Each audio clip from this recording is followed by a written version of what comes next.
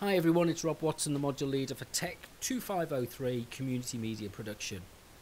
And what we're going to cover in this lecture is, it's the last one before the Christmas break, so we get to kind of kick back a little bit and kind of take our time and have some sleeps in and catch up with the work that we're supposed to be doing and get some reading done and see our families and friends, all of those important things that we need to do in the middle of winter when it's cold and dark and wet and windy and depressing.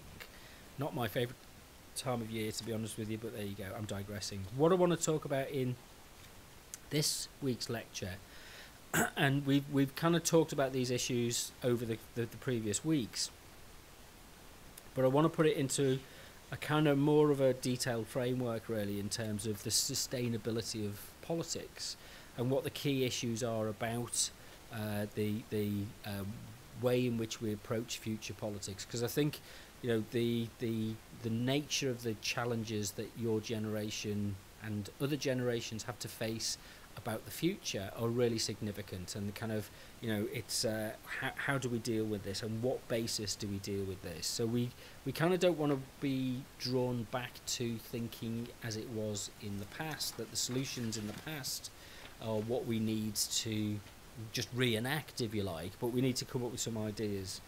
So we're going to look at an idea of kind of how we think about the past, and how we can, if we use a model of kind of historical change, as maybe a Marxist might define social change, then what would be the problems with that? And rather than picking on a particular model that kind of hasn't been demonstrated to work or to be adopted and taken up in the past, what would be an alternative way of thinking about social development and social engagement? So it's kind of, I want to do a bit of thinking about kind of, the issues that face us. So the kind of, what we've talked about in terms of the Great Disruption, and the idea that the marketized systems that we live within at present aren't really, they're not fit for purpose. We've seen a massive increase in inequality. It's very difficult to maintain a sustainable ecological actions in the world, because we seem to be doing more damage constantly. We have climate change, and then we have an economic system that calls for deregulation when the regulations that we have about economic activity and social activity aren't particularly strong anyway. And how would this, how is this going to impact on us? And what kind of social form would the social movements that would help to mitigate against or reverse some of these trends, what kind of form would they take?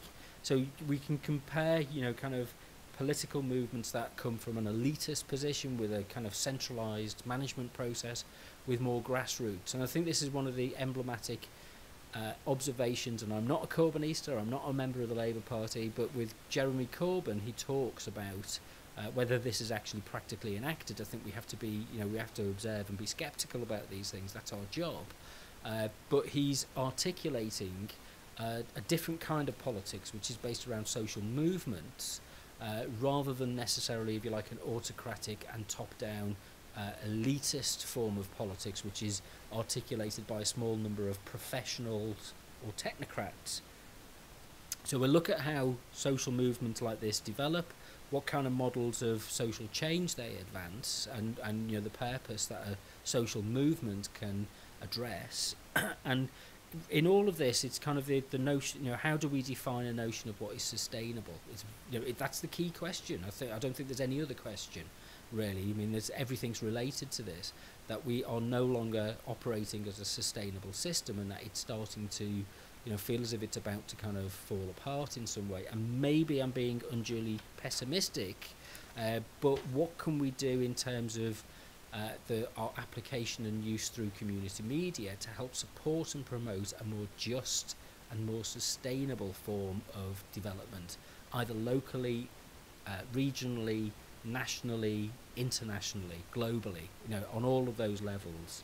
So what forms of sustainability will promote and support a greater sense of social justice?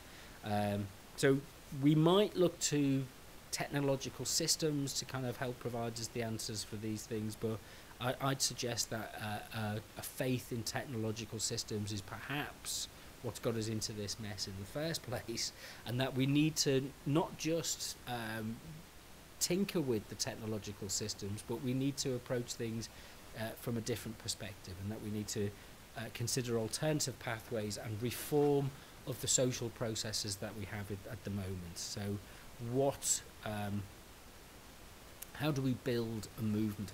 This is a really good question, I think, and it's definitely something that is on my mind through my work with the Community Media Association. Whether I articulate it or whether I'm any good at doing this is a different matter, but it is an important question of how do we foster a movement of community for community media, of activists and participants and listeners and readers who value and recognise the value that locally produced media that people have control over for themselves in situ in their local communities is more important than that kind of forms of media which have been passed down to them from large anonymous international finance-led conglomerations who are really just interested in profit and aren't interested in the quality of life on a local level.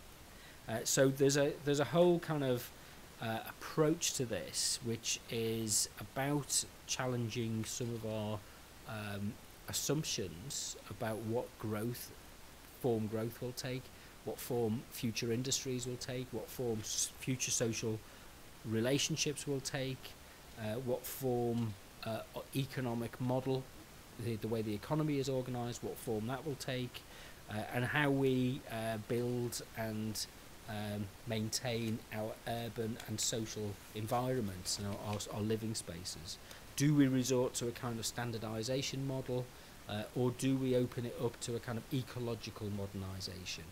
So there's a lot of potential for us to challenge, if you like, corporately dominant models of media and bring about a kind of a renewed sense of political consciousness which fits both locally and globally at the same time.